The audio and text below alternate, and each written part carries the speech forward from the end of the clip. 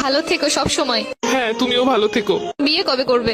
জানি না আদৌ কপালে বিয়ে শাদী আছে কিনা। তোমার বউকে বলে দিও আমি যেই হাত ধরেছি ওই হাত যেন না ধরে। তোমার জামাইকেও বলে দিও আমি যে গালে কিস করছি ওই গালে যেন আর কিস না করে। আমরা যে জায়গায় দুজন মিলে ঘুরছি তুমি তোমার বউকে নিয়ে ভুলেও সেই জায়গায় আর যাবা না। বউয়ের মন রাখতে মাঝে মাঝে যেতেও হতে পারে। তুই নেই মাত্র কইলে তুই আর বিয়ে করবি না। এটা তো তোমার কথায় কথায় বললাম। তোর স্বভাব আমি ভালো করে জানি, আমি তো তোর কথা উনানে লেগে কইতেছিলাম।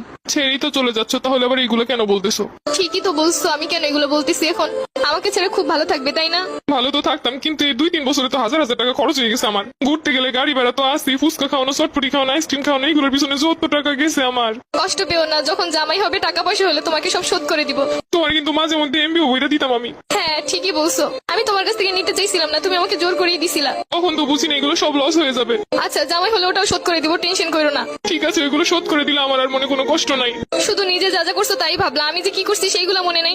একদিন কচু শাক রান্না করে নিয়ে আসছিলাম, লাল শাক বোনা করছিলাম, তোমাকে ছেড়ে খাইতে পারতেছিলাম না তাই বক্স ভরে তোমাকে এনে দিছিলাম। আচ্ছা, আমার যখন বউ হবে আমিও তোমাকে লাল শাক আর কচু শাকের তরকারি রান্না করে বাটি ভরে দিয়ে আসবো। চেয়েছিলে এই শীতে রাজহাঁস রান্না করে খাওয়াতে আমাকে। ইচ্ছে তো ছিল কত কিছুই, কিন্তু হলো কই?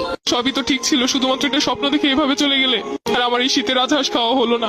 শুধু কি স্বপ্নই? তুমি যে একটা মেয়ের দিকে তাকাইছিলে 2 মিনিটের জন্য, সম্পর্কে শুরুতেই বলছিলাম কোনো মেয়ের দিকে ভুলেও তাকাবা না। তুমি শুধু তাকানোটাই দেখলে, কিসের জন্য তাকাইছি সেটা তো একবারও জানতে চাইলে না। ওই মেয়েটার অন্য গাড়িতে পেঁচে যাচ্ছিল, আমি মেয়েটাকে বাঁচানোর জন্য ওকে ইশারা করে বুঝাচ্ছিলাম। আমি বেঁচে থাকতে অন্য কেউ মরে যাচ্ছে বলে তোমার এত কষ্ট হচ্ছিল? আমি তো বলেছি আমার ভুল হয়েছে।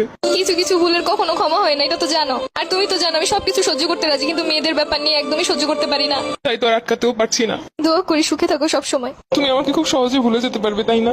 ঘৃণা মানুষকে সবকিছু করতে শিখায়। ভাবতেছি এতদিন যার সামনে তোমাকে বউ বলে পরিচয় দিচ্ছি, পরবর্তীতে কি হবে? তাদেরকে বলবে আমি মরে গেছি। জীবন তো কারোর জন্য থেমে থাকে না। আচ্ছা, কিছু মনে না করলে একটা কথা বলি। আমি যা আবেগের বসে তোমার একটা পায়েল কিনে দিছিলাম, ওই পায়েলটা কি ফেরত দেওয়া যাবে?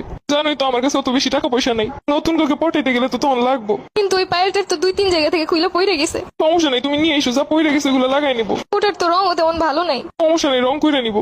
আচ্ছা ঠিক আছে। আর শুনো, এই শীতে গোসল করো প্রতিদিন। আগে শীতে কত বলে বলে গোসল করাইছি। তোমার আর আমাকে নিয়ে এখন চিন্তা না করলেও চলবে, তোমার আর আমার পথ এখন আলাদা। তারপরও মনে তো কোথাও একটা রয়ে গেছো। এত সহজে তো চাইলেই ভুলতে পারবো না। কিছু না মনে করলে আমি একটা কথা বলি। তোমার তো আমি একটা গড়ি গিফট করছিলাম, ওই গড়িটা কি ফেরত দেওয়া যাবো? ওই গড়িটা তো পানি ঢুকে নষ্ট হয়ে গেছে। সমস্যা নেই, নষ্ট হইলেও চলবো। পুরোনো জিনিস বিক্রি হয়ে যে গ্রুপগুলোতে ওইগুলোই সেল করে দিব। একটা ড্রেস পছন্দ হয়েছে, ভাবছিলাম তোমারে বলবো, সেটা তো আর হলো না। ওই গড়িটা বিক্রি করেই কিনবো। লাস্ট ওই একটাই স্মৃতি ছিল আমার কাছে, ওটাও নিয়ে যাবে। আমি নিজেই নেই, আমার স্মৃতি দিয়ে আর কি করবে? তো